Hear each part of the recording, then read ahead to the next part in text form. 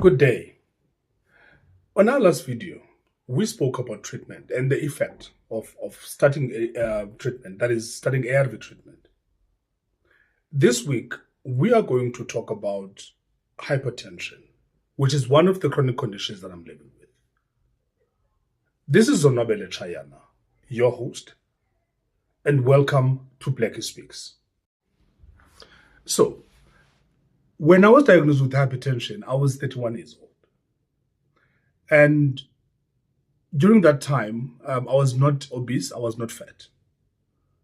Contrary to what people believe, that for you to have hypertension, you must be having either you must be fat or you must be categorized as obese.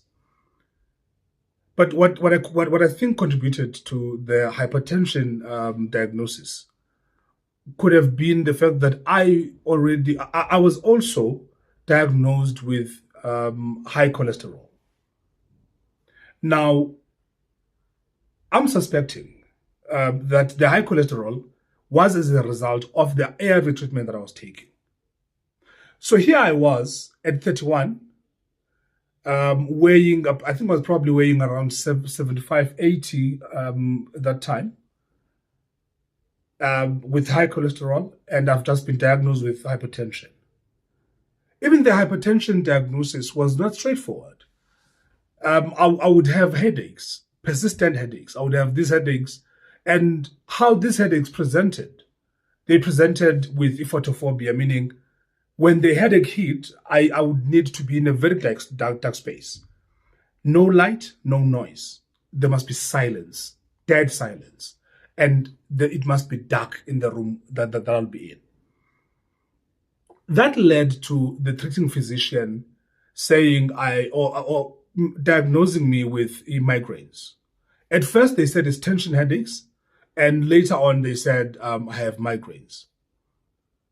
These headaches continued up until I was admitted in hospital, and so they managed the headaches, the pain. But what then happened in that period, my BP kept on going high up until the physician said they need to start me on hypertensive treatment. So I was started on hypertensive treatment. And I think I spent about a week or two in hospital during that time, where they needed to stabilize my BP. So after the BP stabilized, the headaches went away or subsided, and I was discharged from hospital. So, as it has been the case with most of my diagnoses, even after I was diagnosed with hypertension, I was not consistent on treatment. I was not adherent to my treatment. I would take my treatment for a while and then I would stop. What did that do to me?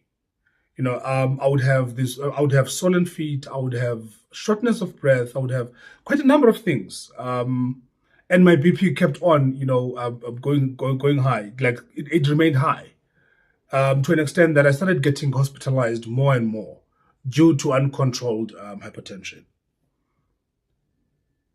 My doctors at that time, especially my friends, would tell me of the dangers that I was bringing to myself by not managing the hypertension.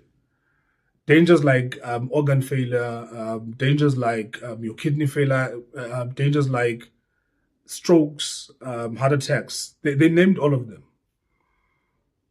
But I was stubborn. I would take treatment. So I would feel when my body when my BP was high, I would either have these dizzy spells, but I could feel it, and I would take my treatment for 2 or 3 days, 4 days, up until my BP was managed, and I would stop. What then became my turning point in that? My turning point didn't happen overnight again. It was informed by a series of events that happened. The constant hospitalization due to unmanaged hypertension.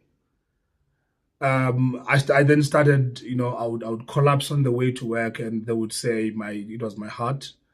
I would have these dizzy spells. I would have these headaches. But what became a problem or a challenge that really pushed me to now consider being adherent to treatment was when I was hospitalized. In fact, it started in East London, where my last recollection of whatever happened was at when I was crossing Kai River using a ferry. Driving from Kai River or Trinsa to East London, I don't remember anything. Nor do I remember getting on the flight to Gauteng and getting first from the flight and going home, or going home from home in the morning to the office. And at that time, the physician or one of the physicians who was treating me diagnosed me with I'm not sure whether she said it was silent fits but it was something like I had a seizure, and so she was saying I was now epileptic, and I totally refused to accept that diagnosis, which then led to me refusing to take Epilim, because she wanted to put me on Epilim. I refused, and a part of me was saying the fact that I was not adherent to treatment was a contributor. So after that diagnosis or after that hospitalization, I changed a bit. Yes, I was still not as adherent to treatment, but I changed a bit. Bad habits take time to go away. I continued taking treatment, but I was not as haphazard as I used to be. But this time I would take my treatment for a month or two, then I would stop for a week, take again for a month or two. So again, my BP was not as stable as it should have been. And I also continued not changing my lifestyle, my diet. I didn't reduce alcohol. I didn't reduce fat intake. In essence, I just continued with my life, and I was expecting different results. It so happened that I kept on having these heart attacks. I call them that for lack of a better word. Where sometimes when they did an ECG, they would find that there was a disturbance in the heart muscles. I kept on having this continuous, I would be in hospital 3-4 times a year. And at some stage, it was also suspected that, or my kidney function basically was not looking good. That was a shocker. The first one, when they said my kidney function was not looking good, I realized that I was now putting a strain on my kidneys because of the unmanaged hypertension. But again, I continued. I'm not sure whether it's stupidity or it's being stubborn, because I would continue doing everything right for 6 months, and after that I would relax. I relaxed, and I remember the first hospitalization where they did an angiogram and found that there was a clot. I said, I'm going to go back now to taking my treatment fully. But I didn't do that. Probably a few months later, I was again admitted. So all these things that were happening, the admissions, the hospital admissions, would wake me up for a few months, and then I would still not be adherent. Up until I really had to have a talk with myself. And again, I was assisted by counseling that I attended, where I had to understand my why. Why am I taking treatment? Why am I taking ARVs? Which I was also not adherent to, But why was I taking this treatment? What did I need to achieve? What did I want to achieve? Why was I taking antihypertensives? But also, I asked myself, would I cope with another chronic condition? I was struggling already with the cardiac problems, and now here I was not adhering to my treatment, and that would lead to kidney failure. I'm just making an example, a practical example, by the way. So, would I cope with another chronic condition that would demand, because kidney failure demands that I go for dialysis? Would I be able to attend dialysis every 2 to 3 days? Would I cope with that? When I answered those questions, the answer was no. Then I asked myself, why? Why do I continue doing these things? Why do I continue not taking my treatment? And why do I continue doing, or like with the fatty meats and everything, like on a regular basis? Why do I do that? Why do I try? Why do I want to kill myself, basically? That's what I asked myself. And when the answer again was, I do not want to kill myself, I want to live, then the following question was, what do I do? I started being adherent to treatment. I started taking my treatment the way it's supposed to be taken. And I tried to change my lifestyle. I tried to change my diet. I tried. I'm not saying I succeeded in doing it. I tried. I keep trying to change my lifestyle.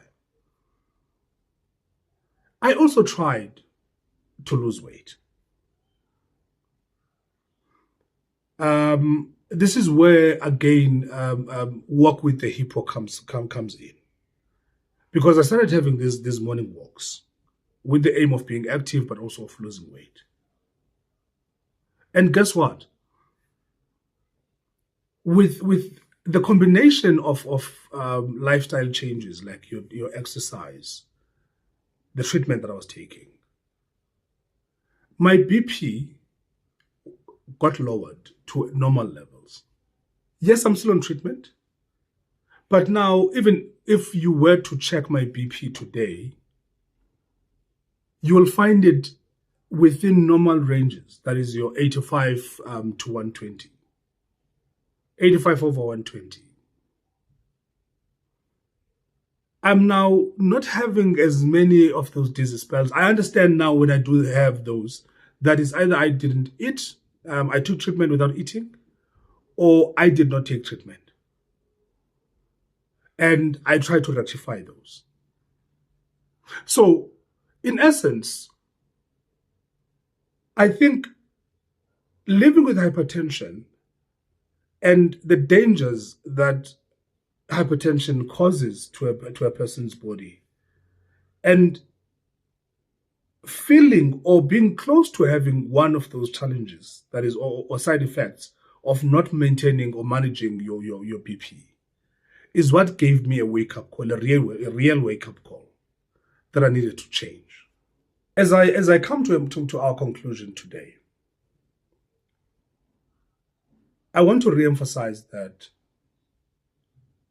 for me to manage my hypertension, I had to be adherent to treatment. I had to take my treatment. But also I had to change. Have I changed everything? No, I haven't. I'll be frank and open and honest with you. I haven't stopped drinking alcohol, but I've drastically reduced my intake of alcohol, to an extent that 3 to 4 months passes without me touching alcohol.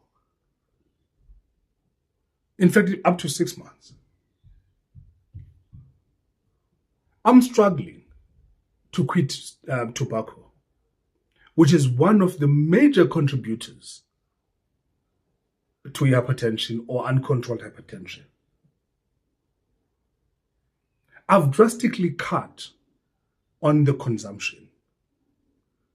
And I fight every single day to quit. Sometimes I'll stop for a week or two, then I'll go back into it because it's an addiction. It's a very bad addiction that does not only damage your lungs, but also works against the treatment that you are taking for hypertension. I'm struggling with cutting sugar. I'm struggling with cutting completely starch and sugar and cigarettes. Salt, I think I've managed to actually reduce it drastically as well. I seldom add salt to anything that I eat, contrary to how I used to be in the beginning, where I would get a piece of meat and I would already be pouring salt without even tasting it. I'm trying to change my life. And it's proving an uphill battle. I'm trying to exercise. And guys, it's easy to be demotivated. The hashtag Walk with the Hippo movement or campaign is what I tried to use to reduce my weight. There are days where, for the whole month I won't go to gym because I'm demotivated. And what happens in our lives also has a contribution. Things that are happening around us contribute to the demotivation. So I'm not going to play as if everything is easy. No. Changing your lifestyle is not easy. It's a battle. But it's a battle that I'm fighting, and it's a battle that I'm hoping to win soon. Because if I manage my BP, my hypertension, and I manage it through exercise, I manage it through losing weight, challenges that I have with the heart, the congestive cardiac failure, will be a thing of the past. Yes, they can't say now your CCF is cleared, but the attacks and everything will be very, very, very minimal. Sleep apnea will be positively affected in that I will no longer be obese, and therefore my episodes of sleep apnea will be reduced. But also, if I lose weight and have my BP under normal ranges, I'll regain my confidence. Sometimes you get into a shop and you see a beautiful, beautiful shirt and you can't wear it. You can't buy it because it doesn't fit you.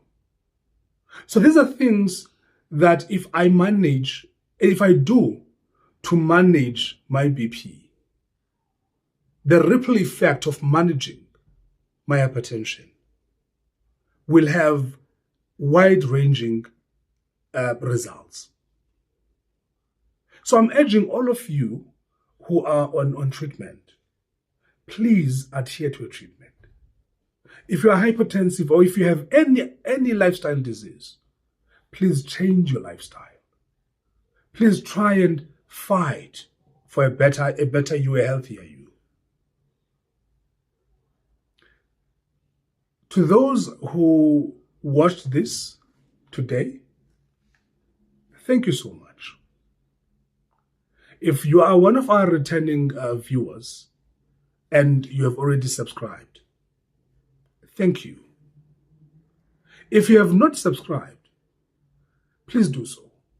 Subscribe to the channel so that you do not miss out on next videos. Also, do not forget to hit that subscription, that notification button. We thank you from the bottom of our hearts for listening to our video today. And until next time, goodbye.